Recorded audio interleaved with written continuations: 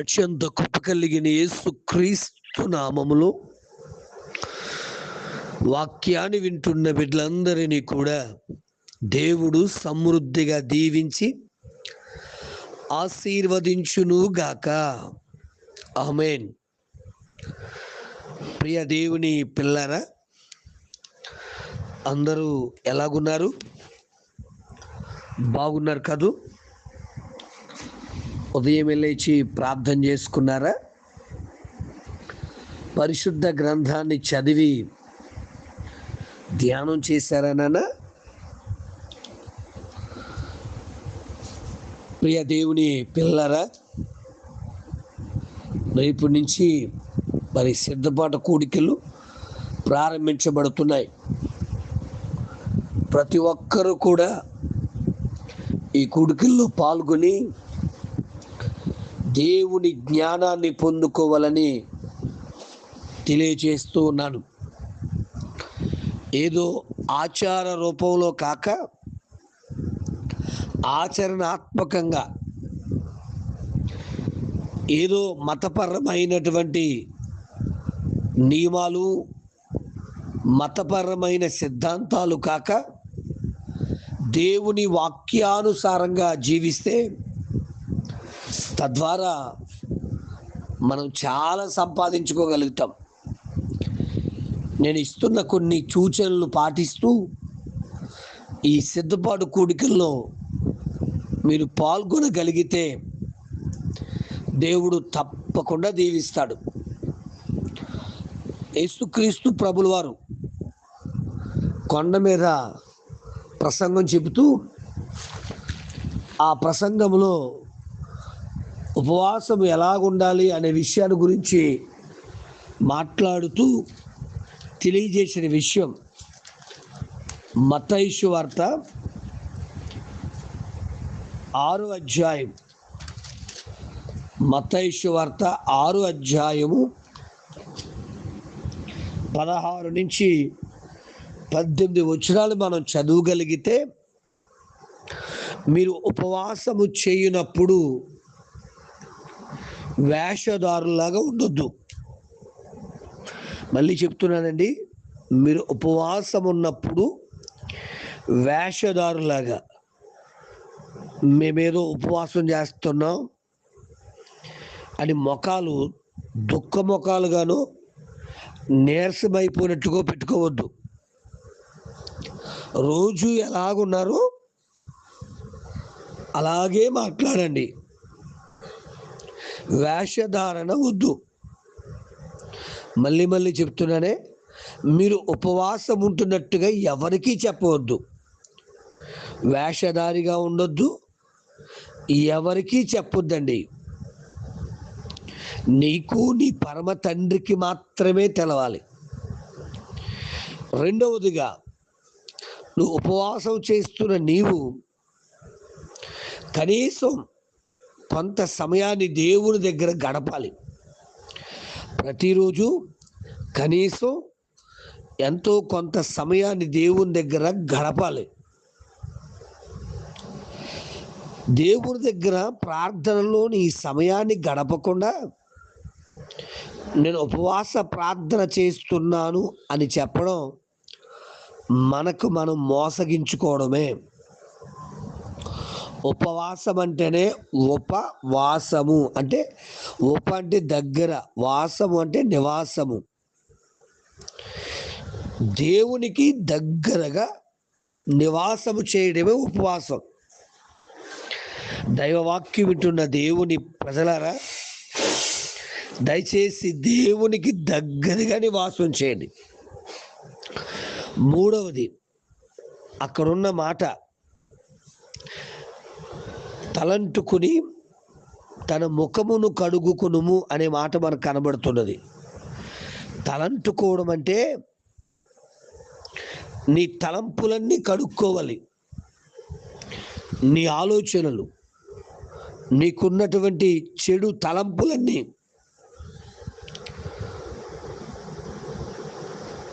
కడుగుకోవాలి. అనగా దేవుని దగ్గరకు వచ్చిన నీవు ఎలుగెత్తి స్తుతించడం ద్వారా, ఎలుగెత్తి ఆరాధించడం ద్వారా నీ తలంపులు సరిచేయబడతాయి. ముఖము అంటే ముఖములో ఉన్న భాగాలు, కళ్ళు, చెవులు, ముక్కు, నోరు, ఇవన్నీ కూడా. కళ్ళు 119వ దావీదు కీర్తన 36-38 చరణాలు చూస్తే దావీదు భక్తుడు ఎలా ప్రార్థిస్తున్నాడు. వ్యర్థమైన దానిని చూడకుండా నా కళ్ళు త్రిప్పివేనైనా అంటున్నాడు. నిజమే, నీ కళ్ళు వ్యర్థమైనది చూడకూడదు. పనికి మాలిన వాటిని చూసి దావీదు పాపంలో పడిపోయాడు. పనికి మాలిన వాటిని చూసే అవ్వమ్మ గారు రమ్యమైనది అన్నారు. అనేక మంది ఈరోజు పనికి మాలిన వాటిని చూసి తమ ఆధ్యాత్మిక జీవితాల్లో ఇబ్బంది పడిపోతున్నారు. బిడ్డ, ఉపవాసం ఉంటున్న నీవు తలంటుకోవడం అంటే తలంపులు కడుక్కోవడం, ముఖము కడుక్కోమంటే నీ కనుచూపుని సరిచేసుకోవడం, తర్వాత నీ చెవులు, దురద చెవులు గలవారే కల్పనా కథల వైపు తిరుగుతున్నారు చాలామంది.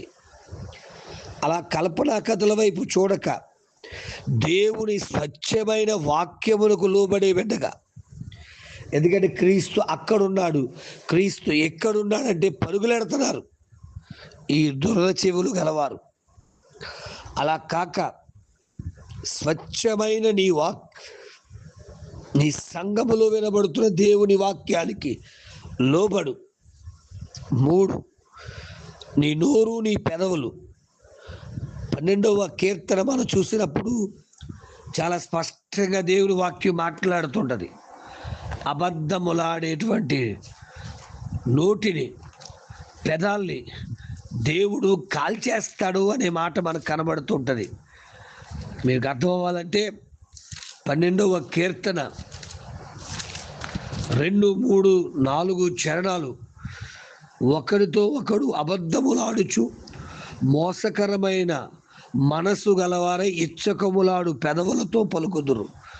యెహోవా ఇచ్చకములాడు పెదవులన్నిటినీ, బెంకములాడు నాలుకలన్నిటినీ కోసివేస్తాడు. బిడ, ఆలోచిస్తున్నారా?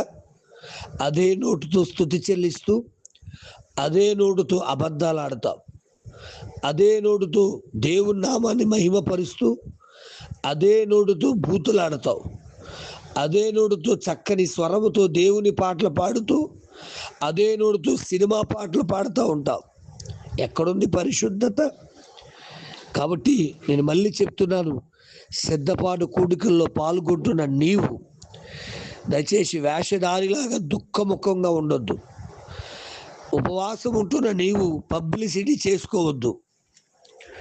మరి ఏం చేయాలి అంటే తలంటుకోవాలి, అంటే తలంపులు కడుక్కోవాలి, కంటి చూపు సరి చేసుకోవాలి.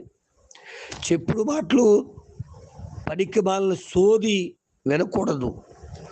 నీ నోటిని కడుక్కోవడం అంటే పరిశుద్ధమైన మాటలు పలకాలి తప్ప, సత్యమును పలకాలి తప్ప అబద్ధాల వైపుకు పలకడానికి వీల్లేదు. ఇవన్నీ చేస్తూ దేవుని సన్నిధిలో నువ్వు ఎన్ని రోజులు ఉపవాసం ఉండగలుగుతావో ఉండి, నీ కుటుంబము, నీ ఆరోగ్యము సహకరించేంత వరకు నిలబడుతూ, నీ కుటుంబం కొరకు ప్రార్థిస్తూ దైవ ఆశీర్వాదాలు పొందుకునే కృపను దేవుడు మనందరికి అనుగ్రహించును గాక. ఆమేన్. మరికొన్ని విషయాలు రేపు ఉదయకాల సమయంలో ధ్యానం చేద్దాం. ప్రార్థన. తండ్రి, నీకు వందనాలు. యేసు నామములో సిద్ధపాటు కూడికల్లో మేము ఎలాగుండాలి అనే విషయాల మీద అయ్యా ఒక్కొక్క అంశాన్ని ధ్యానించబోచుండగా నీ కృపను మా అందరి మీద విస్తరింపచేసి దర్శించమని, నిజమైన ఉపవాసం చేసి నిజమైన రీతిలో జీవించి పరిశుద్ధతను కాపాడుకుంటూ నీ నామ మహిమార్థంగా జీవిస్తూ ఈ సిద్ధపాటు కూడికల ద్వారా అనేక అద్భుత ఆశ్చర్య ఆశీర్వాద రక్షణ కార్యములు పొందుకునే కృప దయచేయమని, విశ్వాసములో మమ్మల్ని స్థిరపరిచి బలపరచమని మహిమ మేలుతో నింపమని, ఆరోగ్యము, ఆశీర్వాదము, దీవెన, భద్రత, ఆశల నెరవేర్పు అనుగ్రహించమని యేసు నామమున అడుగుచున్నాను తండ్రి, ఆమేన్. ప్రార్థన అవసరతల కొరకు నా సెల్ నంబర్ 9866958571. ప్రభు కృప మీకు తోడుగా ఉండునుగాక. ఆమేన్.